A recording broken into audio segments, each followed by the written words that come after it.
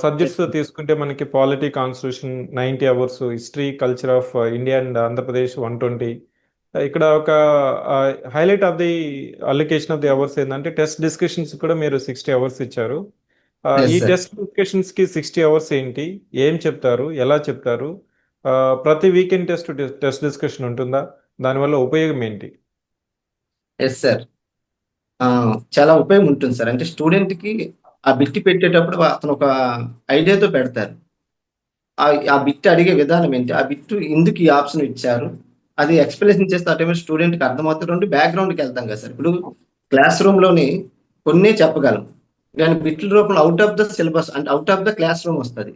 దాన్ని ఏ విధంగా వాళ్ళు నేర్చుకోవాలనే ఉద్దేశంతో చెప్పడంతో పాటు రేపు ఉదయం ఎగ్జామ్ హాల్‌లో ఈ బిట్ వచ్చేటప్పుడు సార్ ఇలా చెప్పారే అంటే మా ఫ్యాకల్టీ యొక్క ముఖ్య ఉద్దేశ్యం ఏంటంటే మేము మెయిన్ ఎగ్జామ్ రాసేటప్పుడు మేమే గుర్తు రావాలి. నేను ఆ బుక్ చదివాను, లేతే ఇంకో బుక్ చదివాను అని కాకుండా, మా సార్ ఇలా చెప్పారు. మా సార్ ఈ బిట్ మాకు క్వెషన్‌లు ఇచ్చారు. ఇవన్నీ రిపీటెడ్‌గా ఉండేటట్లు మేము ప్లాన్ చేస్తాం సార్. కాబట్టి టెస్ట్ సిరీస్ అనేది చాలా ఇంపార్టెంట్ సార్. అంటే వారమంతా క్లాస్ అవుతుంది కదా! ఆ క్లాస్ ఆళ్ళు ఎంతవరకు నేర్చుకున్నారు? ఎక్కడ మిస్ అవుతున్నారు?